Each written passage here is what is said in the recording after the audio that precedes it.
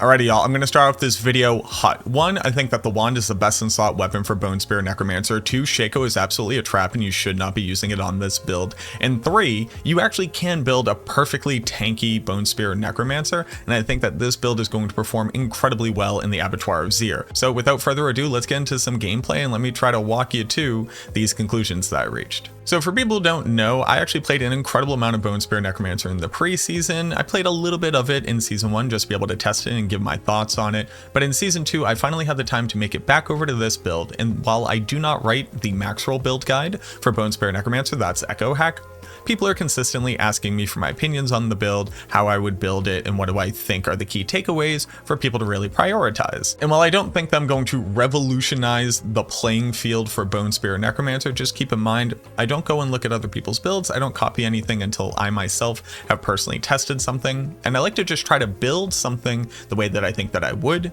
come to the conclusions that I do, and then challenge those conclusions to figure out what I think is actually the best way to build it. And with some interesting testing, I came away with some, I think, pretty radical concepts. Before we get there though, please go ahead and do this for me. Subscribe to the channel if you haven't already and leave a like on this video. If by the end of the video I haven't convinced you that Shako is trash and that a wand is probably best in slot, feel free to take those things away. But here's the challenge and bet. I'm positive by the end of this video, I can convince you. One of the things I kept coming across was, while we are incredibly good at maintaining essence generation, the moment that you hit a critical point of lower than a certain amount of essence, the build kind of falls apart and all of a sudden you're scrambling to manage your essence more diligently and manually. And what that led me to believe is that rocking exposed flesh, getting the most value out of exposed flesh, and being able to trigger it as often as possible are without question the biggest total multipliers of this build's damage output. Most people are going to say the most damage you can stack, the most multipliers you can stack, the biggest stats that you can stack,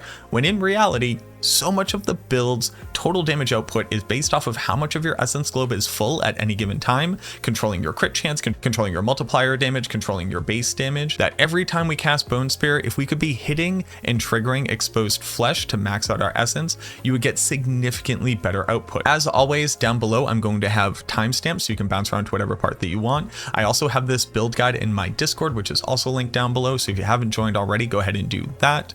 But that is where I'll be maintaining it. I have a D4 planner for you as well. So if you watching the video isn't your favorite version, you can just go ahead and look at that.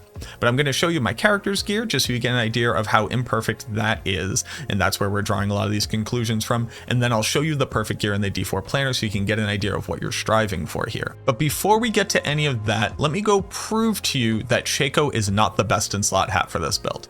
Let me introduce you to the Harlequin Crest, or what we from the Diablo 2 fanbase call the Shako, and that's what we'll be referring to it from here on out, but I just like to remind people because not everybody knows it from that video game. It's obviously an incredibly powerful piece of gear just for its legendary aspect, which says that you gain 20% damage reduction, which you can literally get with the Might aspect, which says after you use a basic skill, gain 20% damage reduction for 6 seconds. You're using a basic skill all the time if you're actually playing a build efficiently, but that's a knock against the helmet, which we'll get to in just a second. But it says 20% damage reduction, which is really nice, and then +4 ranks to all skills. And what does that do? It actually only increases the ranks of any active skills, ones that you could put on your skill bar. So it's not going to increase this passive right here. It's only going to increase skills, which can get up to their 5 ranks. So here I currently have rank 9 Bone Spear. That means that my damage modifier is 153. And then when I put on Deathless Visage, my damage bonus goes up to 187. So obviously that's a huge market improvement since it's going to increase the base skill damage. Add on the base 20% damage reduction, obviously that's very nice, and that has a huge amount of maximum life, higher than you can typically roll. It has a huge amount of all stats, and then cooldown reduction, which is a basic stat that you can get, and then resource generation. Resource generation is obviously very nice because that's going to increase any things that give you additional resource, like exposed flesh here. So you might see the crux of an argument that can be made. My argument is that triggering exposed flesh is the highest total multiplier of our damage output. If this thing already says I generate more essence, doesn't that make exposed flesh more valuable or able to output more resource gen? Let's just go ahead and compare this build firing against a boss dummy. Let's see how quickly we run out essence and how long it takes us to actually kill the dummy itself. And I'm just going to lay into them with Bone Spear until I run out, and let's see where we get with this. So we start off, they're now vulnerable. They need to be vulnerable for exposed flesh to work. And I also have Ring of the Sacrilegious going, which is going to consume corpses as they're made. That's going to get us a little bit of additional essence gen as well.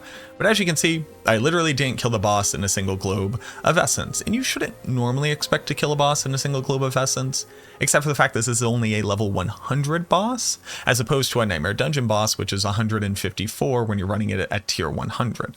All right, so I've reset the arena. I've now put on Deathless Visage, which obviously has a little bit more damage on it. It also has maximum essence, and that's going to leave behind these echoes. And these echoes are kind of key to our ability to maintain maximum damage uptime. But let's go ahead and fire off at the dummy this time. Just a single globe until I run out. I'm out of essence. Interesting. Not only was I able to actually maintain essence throughout the entirety of the fight, but by the time I was done attacking, I had fully killed this level 100 boss. Now, if you were to sit here and do this again and again and again, there is a world where you could effectively get lucky enough on Shako to hit and proc enough here that you would kill the dummy in a similar amount of time. But it's those Bone Spear echoes that are the biggest total contributor to our ability to output damage. Are you seeing how this works yet? Let's go ahead and read the lucky hit ability of exposed flesh itself, because this has undergone a couple permutations at this point, but where it stands right now, it says that you have a 10% chance to generate up to 50 essence, so flat 50 essence, when hitting a vulnerable enemy. What constitutes hitting a vulnerable enemy? Well, it's anything that would hit the enemy. It turns out that exposed flesh actually works incredibly similarly to Abhorrent Decrepify.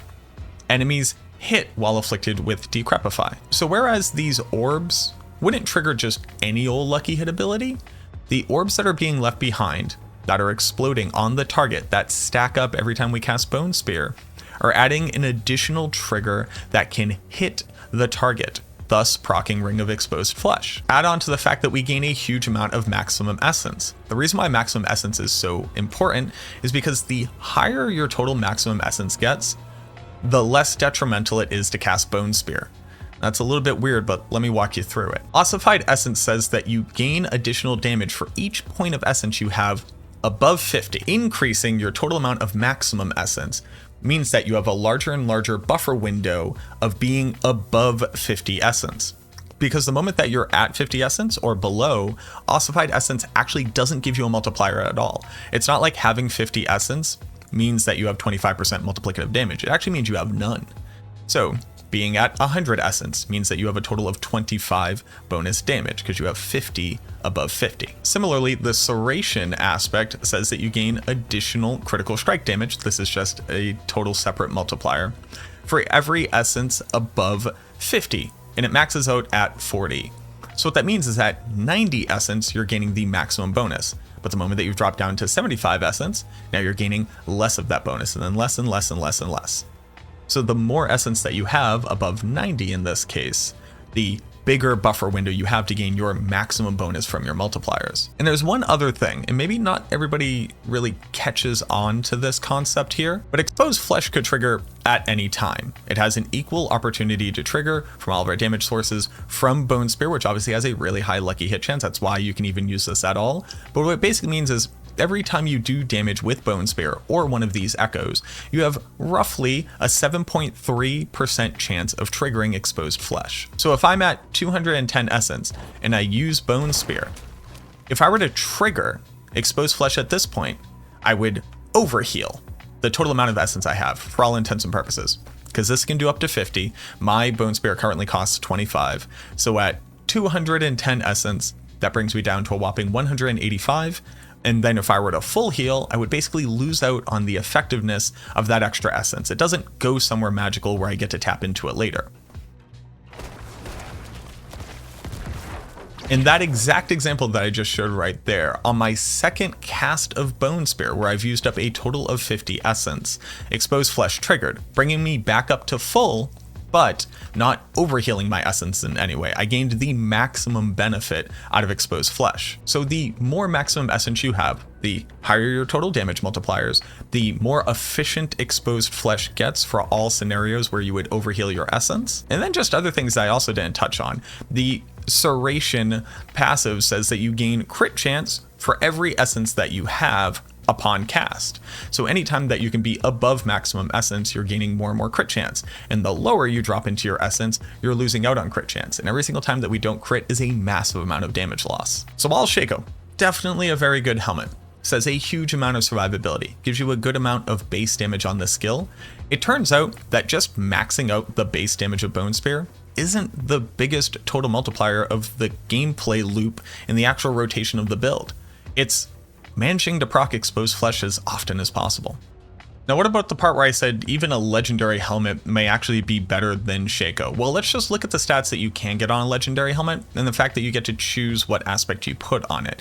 Now, first and foremost, you can get total armor and maximum life. So while it's not the 2000 maximum life from Shako, you can get up to 1300 maximum life. So we're not talking about a big loss there. You can also get cooldown reduction, which is one of the stats that you get on here, and it gets up to the same roll. You can get total armor, a desperately vital stat, especially for the Abattoir of Zir, when we're talking about monsters that are so much higher level than you, that you'll need to get up to about 15,000 total armor to maintain the physical damage reduction cap. And that means that you're going to need multiple rolls of total armor on your gear, and possibly the addition of disobedience on just about every single build. Now, what we don't see here, and I would probably take cooldown reduction off of this, is actually the maximum essence roll. You can also get maximum essence on a base helmet, which can get up to the same value that Deathless Visage can. The benefit of Deathless Visage is that it says damage and a damage reduction stat, whereas your helmet gets to have total armor, maximum life, lucky hit chance with barrier. Remember, lucky hit chance I think is the secret key to making this build tick. And then also maximum essence.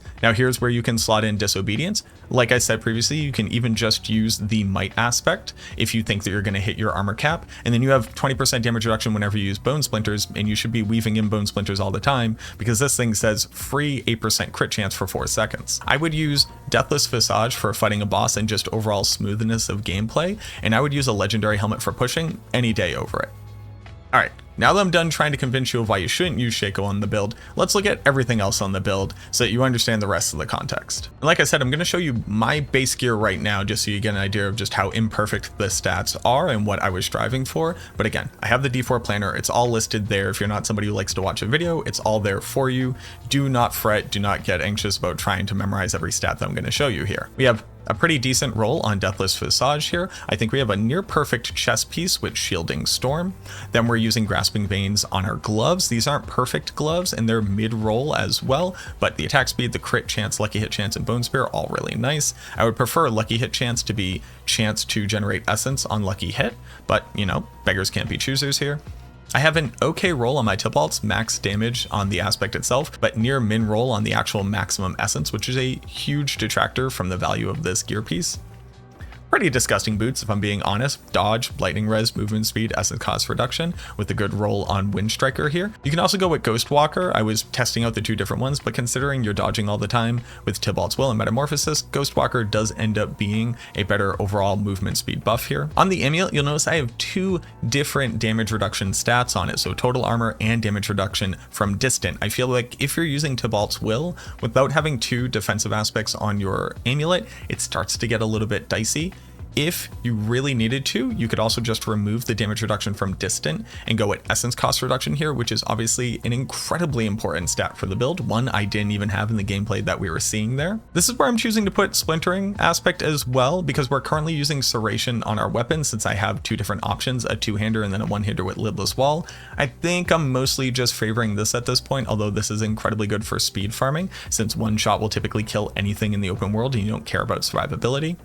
But that means that the most important aspect that I want to have buffed all the time, splintering, is going on the amulet. People like to run Grasping Veins up here. I'm going to show you the math that proves that you don't need Grasping Veins on your amulet at all for the critical strike chance. You're super overcapped on crit chance. So I would definitely recommend splintering here. For the ring, this is low rolls on the stats, but crit chance, lucky hit chance, maximum life, maximum essence. I think these are absolutely the best stats here. And you may notice I don't have any damage stats on the ring, and it's because I just don't think that you need them. And then obviously exposed flesh. And we're using Ring of the Sacrilegious. On top of everything that I've been trying to hammer in here, where lucky hit chance is secretly the key to this build, Ring of the Sacrilegious has the highest lucky hit chance in the game, has a huge maximum life roll, can get maximum essence, so you already see the three best stats that I would recommend. And while we lose out on crit chance, which we don't need, and I'll show you the math again, What we do gain is the Sacrilegious ability, which keeps near permanent uptime on our Grasping Veins bonus crit chance, so that's super sick. But on top of that, since it gives us the skill ranks, we actually don't need to put any points into Corpse Explosion to have it on our skill bar, meaning we gain access to this for completely free. So it frees up an additional skill point that you can move somewhere else on the build if you really wanted to. Then a wand with decent stats, but one dead stat with damage to close. This is where I'm putting Serration for an overall damage multiplier. And then obviously Lidless Wall, that I think is a pretty mid roll, mid on the essence gen, mid on the attack speed, pretty high on the maximum life, not max on essence. And then obviously it's not a 25% roll, although the chance to proc it is near 100% all the time. Let's go ahead and hop over to the D4 planner just to show you what I think the ideal stats are, and then we can go over the Paragon board, our Book of the Dead, and our Vampire powers, because those play pretty heavily into the overall efficiency of the build. So in the ideal, like I was talking about, either a perfect legendary helm with Disobedience or Might Aura on it, or Deathless Visage. The chest armor was perfect from what we showed you. Here's where I'm showing off the max rolled stats on gloves, as well as the chance to generate primary resource.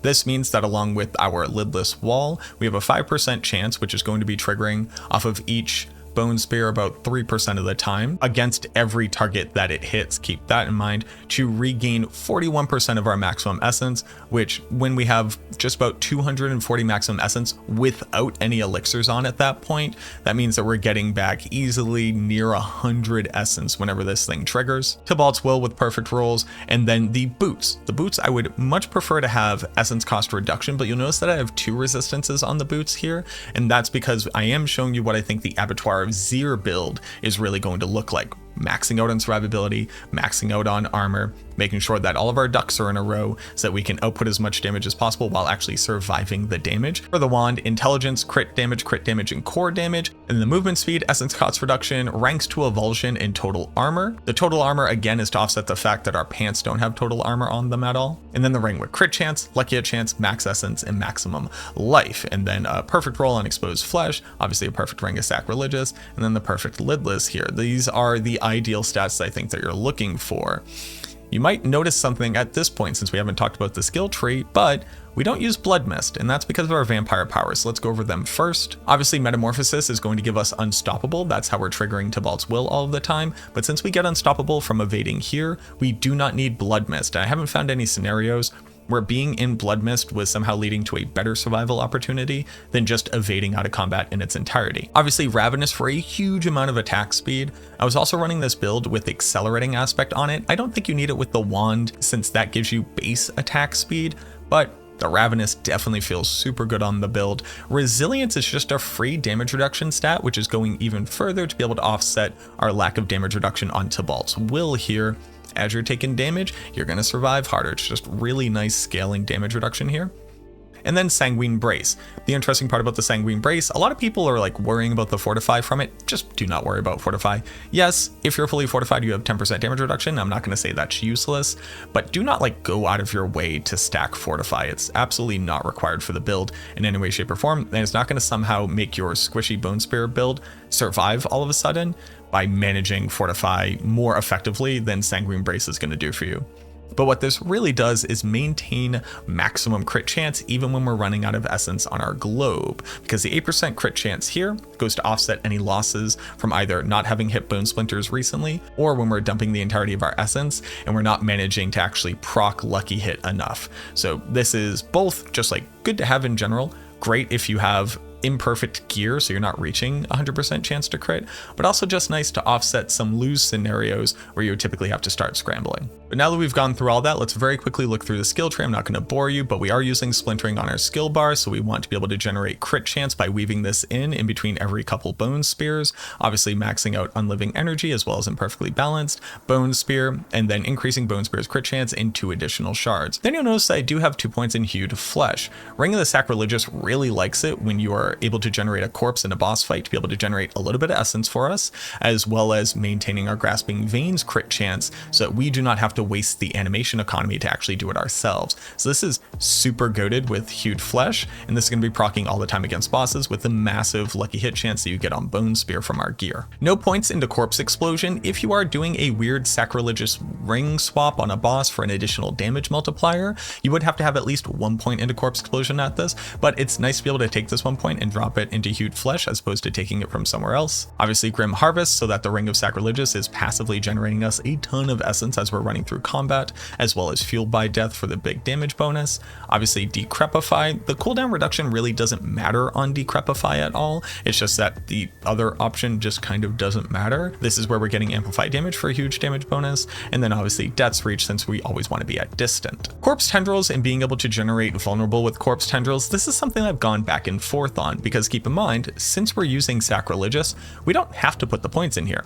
Just being able to trigger Corpse Tendrils for Grasping Veins is kind of good enough, as well as the pull.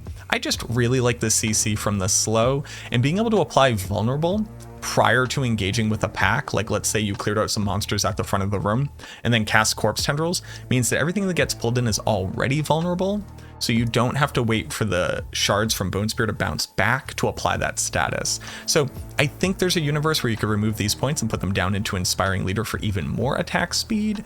I'm just personally not necessarily comfortable with doing that yet. Maxing out everything in the passive, being able to reset Bone Storm's cooldown by just dumping Bone Spear all the time really helps when you're using the two-hander setup for better burst damage, as opposed to using the Lilith's Wall setup for better pushing capabilities. So I am using them here. There's a universe where you could just take these out and put them into Inspiring Leader as well. You might notice I really like attack speed. But then standalone, obviously Memento Mori, Bone Storm, and then Ossified Essence. So while you would ideally like to just be able to cast Bone Spear 100% of the time, you're not realistically going to be able to do that. So especially on the Lidless Wall, you basically want to start with Bone Storm up. Bone Spear is going to apply Bone Storms across the battlefield, so you effectively never have to cast this skill again, unless you are actually in the thick of things and need immediate barrier generation.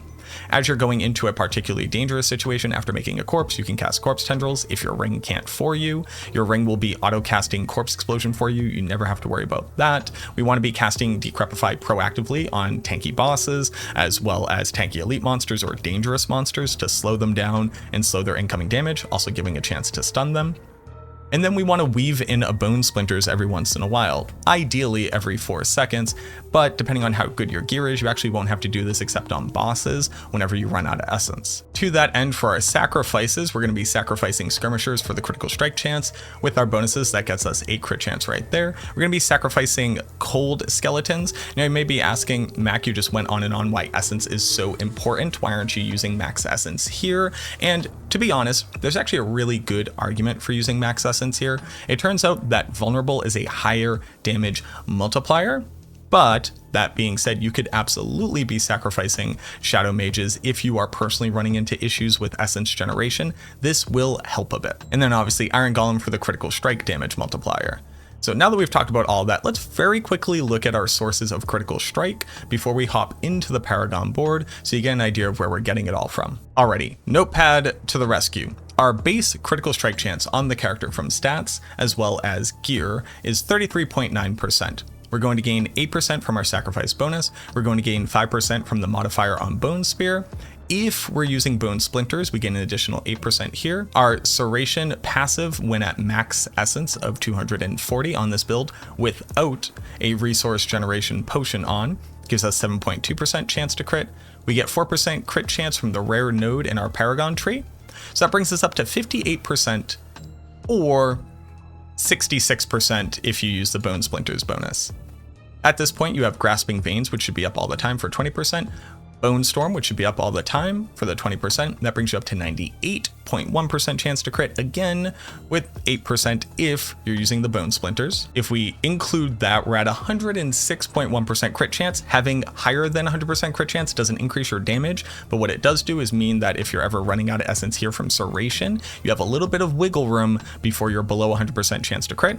And then this is before we consider Sanguine Brace, getting us another 8%. So all in all, I sit at a healthy 114.1 critical strike chance. Now you can use a crit chance potion, you can use a crit chance and crit damage potion, or you could be using the maximum resource potion to bring these numbers even higher, but this is what it looks like at base level. So if you're wondering where do you get your numbers from, this is where you get your numbers from. Make sure to count all of these numbers and don't just take what the game tells you in game for your crit chance, because it doesn't include all of this. Okay, so now let's talk about the Paragon board, and I promise I'll stop talking your ear off. In the starter board here, we're putting Corporeal for the 1.1 damage multiplier with physical, as well as buffing up all of our magic nodes here. We're also picking up the additional life and resistance down in this quadrant and maxing out all of our blue nodes. Up into Bone Graft, we want to pick up everything except for Tenacity. You can pick up Tenacity, there's nothing stopping you. You'll just have to lose some damage elsewhere, probably over here from Ruin. But this is where we're putting Essence for the crit damage multiplier, as well as the multiplier against non-healthy targets. Over in Scent of Death, we are using Imbiber. I hate Imbiber. It's just kind of pretty mid.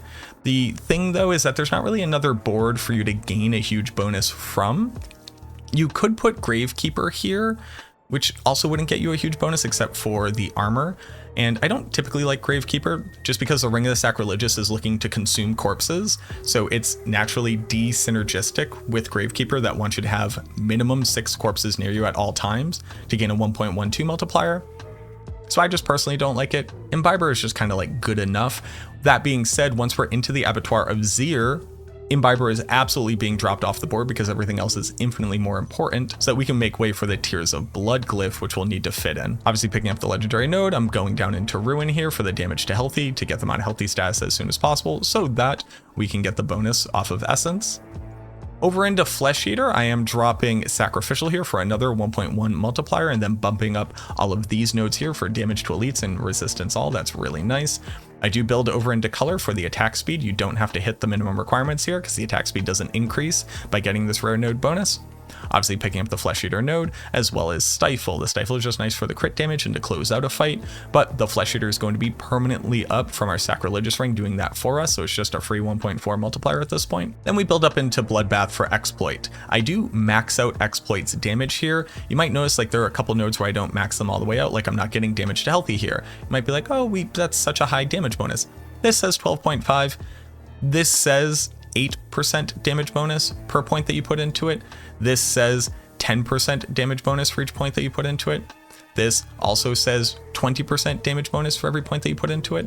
So the 1 point here is just not worth the 1 point in any other glyph as far as I'm concerned. If you want to max this out, that's perfectly fine. You would just drop these 2 points right here. But there you go. That's how I'm currently building Bone Spear. Like I said, I do have a swap where I'm using a big 2-hander for speed farming because I can just one-shot pack, so I don't have to worry about getting like permanent uptime on Essence since I'm typically refilling off that 1 pack. But for everything else with dungeon pushing as well as even boss kill speed, I actually really like the wand with Lidless Wall because again, it's able to maintain my essence as high as possible for as long as possible so that I'm permanently casting near maximum total bonus based off my essence. So let me know what you think. As always, if you think that you have a better version of the build, if you have it optimized in some different way, or if you want me to explain something in greater detail, comment down below. I try to answer every question down there. Thank you so much to everybody who engages on the posts. Again, if I didn't convince you, feel free to unsubscribe from the channel. Feel free to remove the like from this. Hell, even go ahead and dislike the video. I won't be sweating it, but if I manage to convince you of why you shouldn't be using Shako, and that Deathless Visage and even a legendary helmet are better options for you, also let me know down in the comments if you've personally been feeling that way and just kind of wish somebody else would voice that for you. Let me know as well. Thank you so much for watching this video. I truly hope that it helps, and as always, I look forward to seeing you in the next one.